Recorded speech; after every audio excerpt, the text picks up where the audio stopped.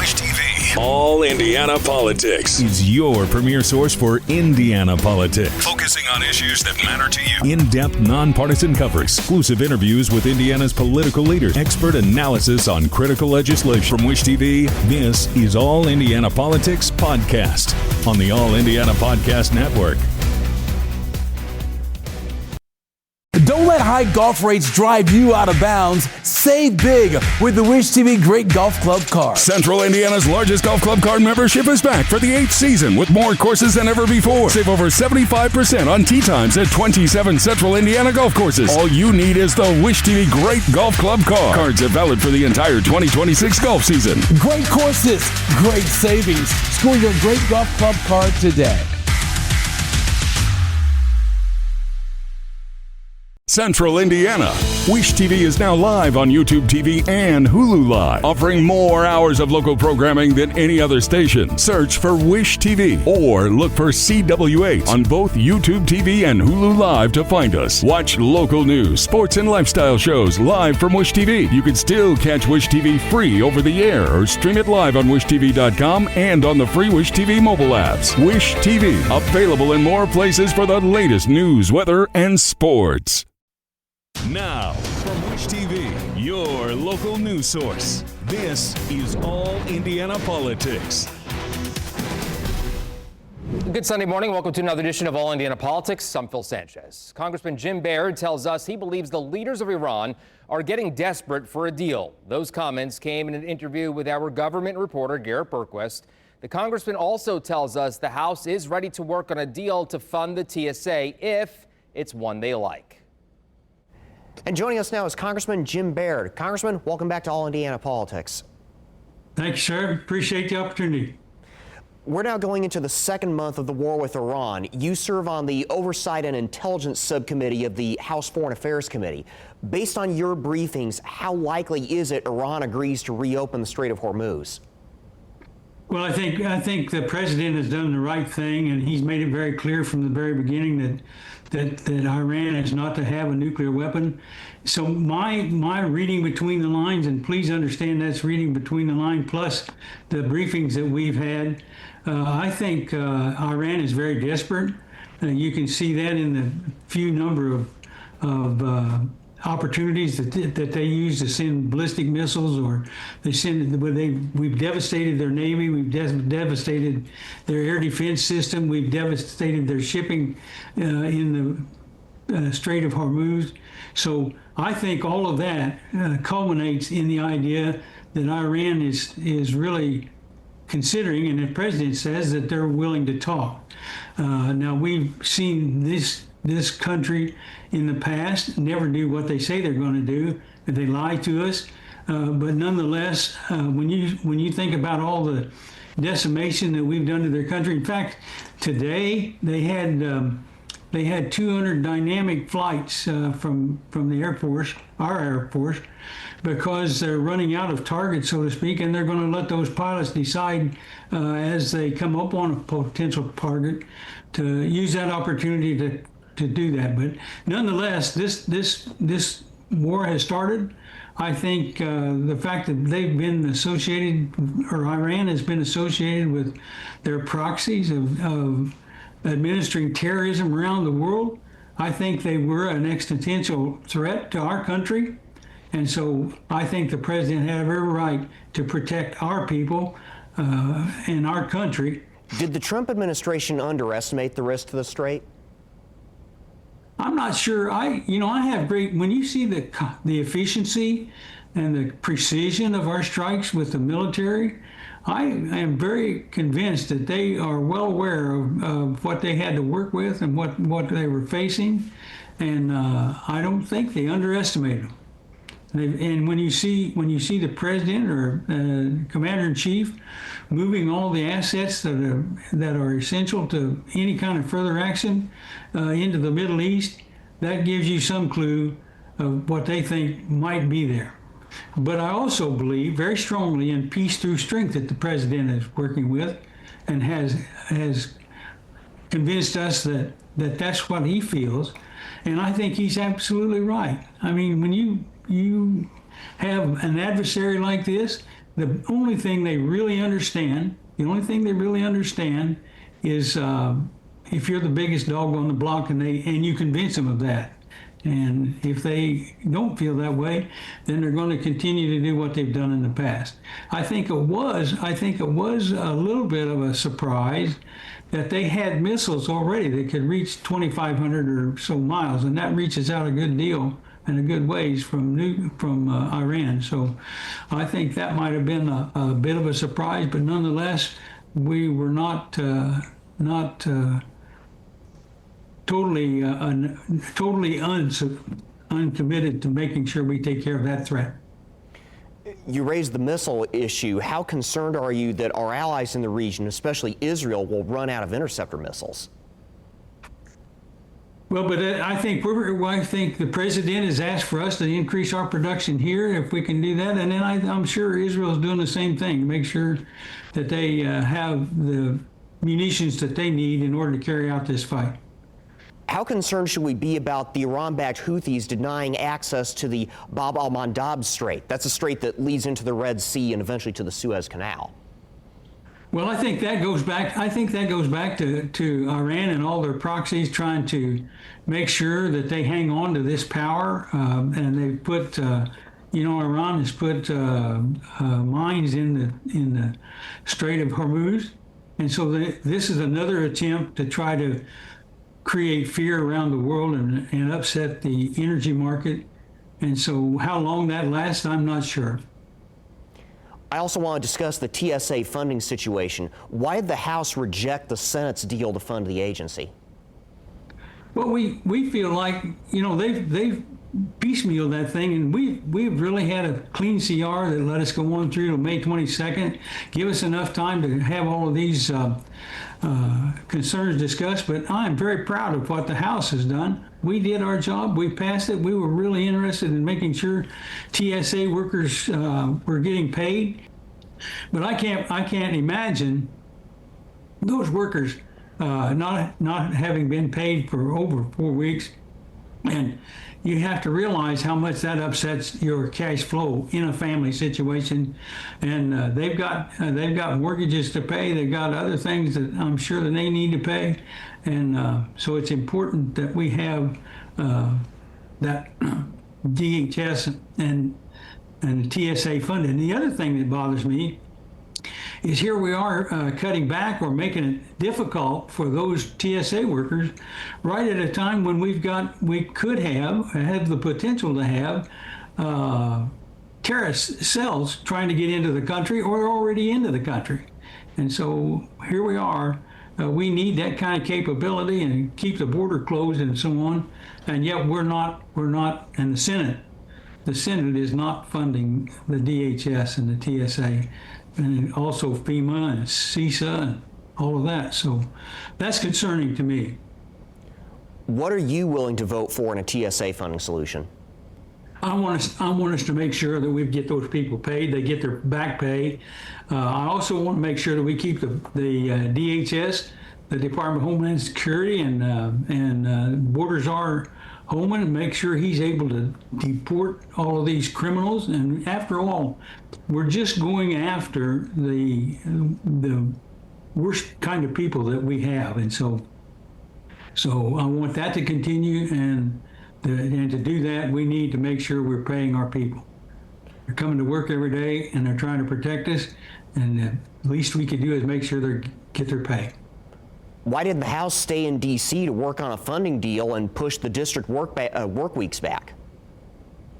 Well, the Speaker has done a great job of keeping us informed, and we are on at as needed basis to come back, and the Speaker can call us back anytime as needed. So if the Senate does move something, we're certainly capable of being back in time to take action.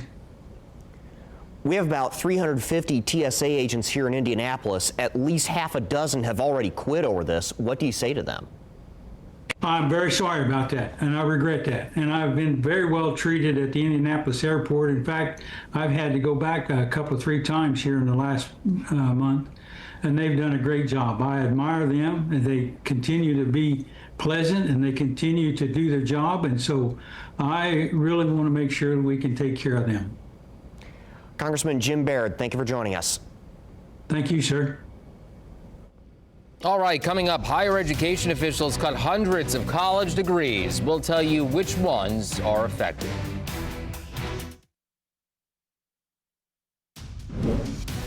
Welcome back on this Sunday. Hundreds of college degrees will be consolidated or eliminated. The Commission for Higher Education says it did this because of low enrollment in those programs. Garrett Bergquist found out what this means for people already pursuing those degrees. The decision affects degree programs across all 7 public institutions in Indiana. Those degrees served less than 4% of 2024 college grads. The move follows a new law the General Assembly approved last year. Since the commission was established in state law, it's always had program approval and review as a may provision. The commission has exercised that may provision for approvals. It is not for review. That all changed with Senate Enrolled Act 448, effective July 1st of last year. The commission targeted more than 1,100 degree programs in all. Most of them will remain as is for now, or will be merged or consolidated into other programs. 210 will be suspended or eliminated outright. At IU Bloomington, examples include associate's and bachelor's degrees in labor studies and master's degrees in American studies and food studies. Examples at Purdue include bachelor's degrees in Italian studies and Russian, and master's degrees in fine arts and defense engineering and technology. The only trends that we really saw are, that students speak with their feet. In terms of trends across certain major areas, it really varied and totally depended on student choice across Indiana. Jenner says anyone currently enrolled in a degree that's going to be consolidated or eliminated will be able to complete that degree. This includes any freshmen beginning college this fall who have signed up for the affected programs. She says about 50 of the degrees that got eliminated don't have anyone enrolled in them for this year. Jenner says that's an unnecessary cost. Can you guarantee that any cost savings will be passed on to parents and students? There's no doubt that university leadership throughout our state will take a look at any cost savings that they might have and really deploy that to better support students across their university. I think it will depend on university to university on what they decide to do, but that will absolutely be a focus for our university team. This review will become an annual process. Jenner says she does not expect to see so many degrees affected going forward. At the State House, I'm Garrett Bergquist for Wish TV and WishTV.com. All right, and coming up, Indiana's best political team assesses those degree cuts and whether we can expect a TSA funding deal anytime soon. The opinions expressed by guests on this broadcast are solely those of the individual speaking and do not necessarily reflect the views or policies of Wish TV.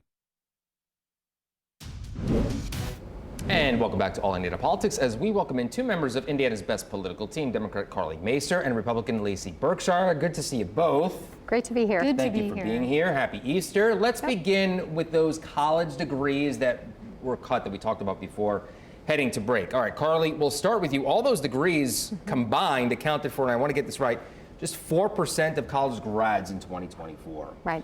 So I guess the question is, was it kind of a waste of time to have those degrees in the first place? And was this the right move? Yeah, I wouldn't say that it was a waste of time. We know that just because there may only be a certain amount of students enrolled does not mean that these aren't very important programs. Now, yes, we know that we expect for universities to be effective and accountable and all of the most important pieces to that. But I know for sure after looking at some of the degrees that were eliminated, there definitely is a few that did make me take a second look or two, especially revolving around special education. I served in the General Assembly, so I know the direction the state's going in for teachers, especially in the shortage areas.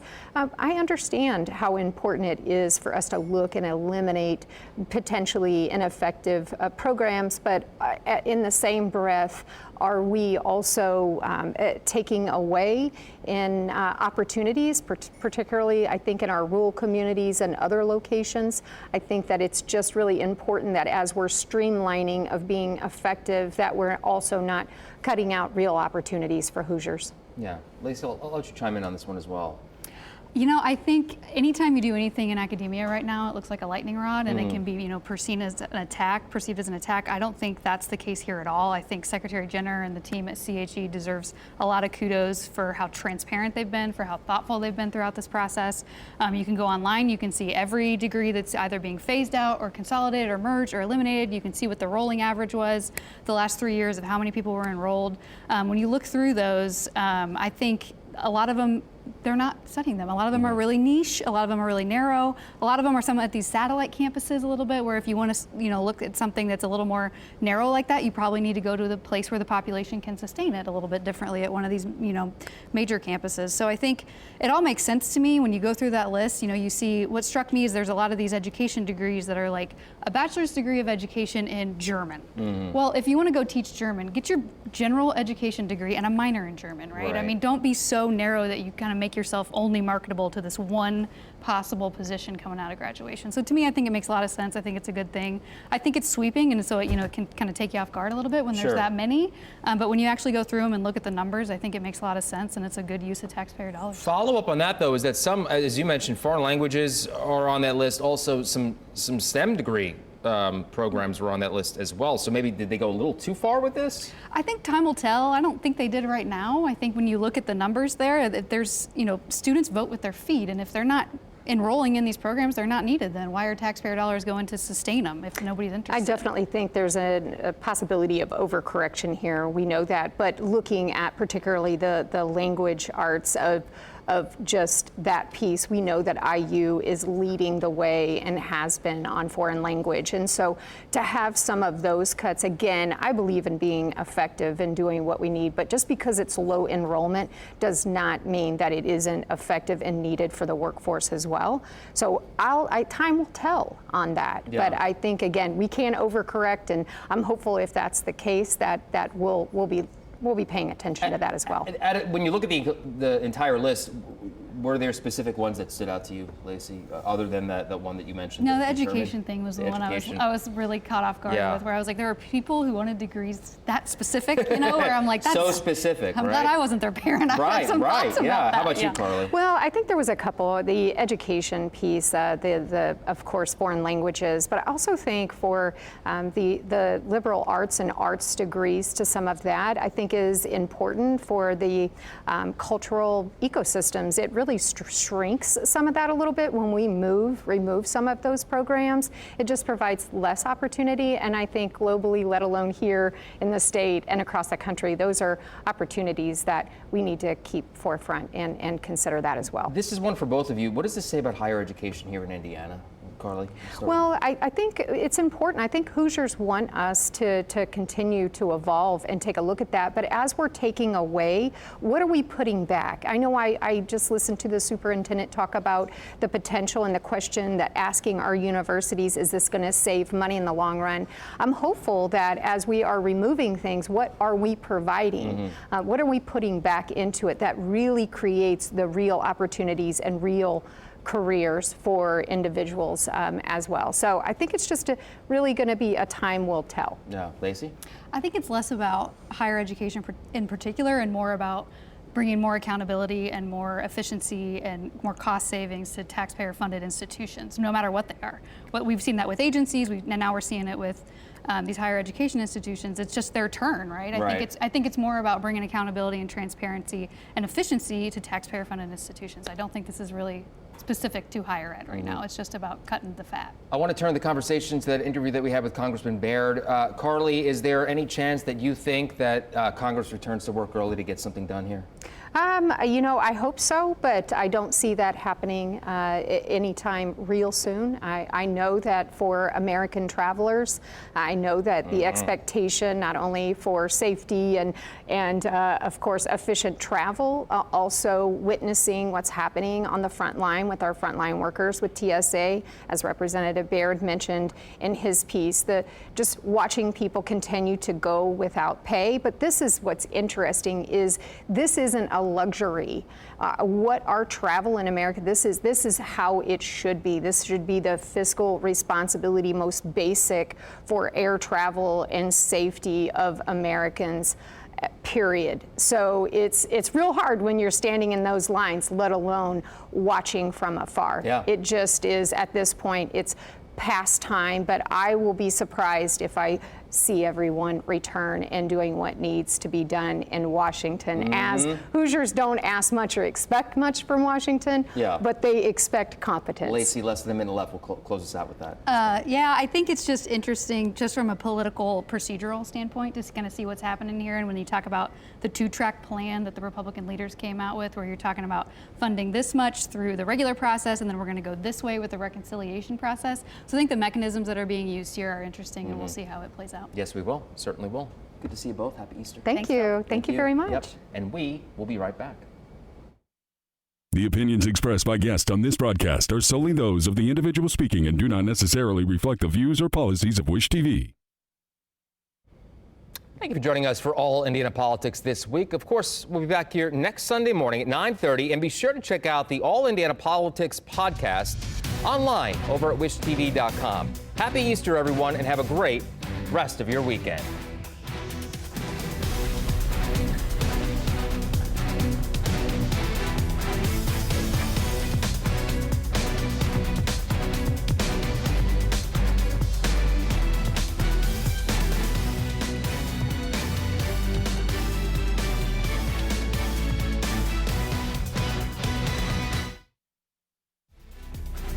From Wish TV, this is All Indiana Politics Podcast on the All Indiana Podcast Network. Watch All Indiana Politics live Sunday mornings at 9:30 on Wish TV and at wishtv.com. Subscribe to this podcast and listen weekly here on the All Indiana Podcast Network. And be sure to discover even more great podcasts at allindianapodcastnetwork.com.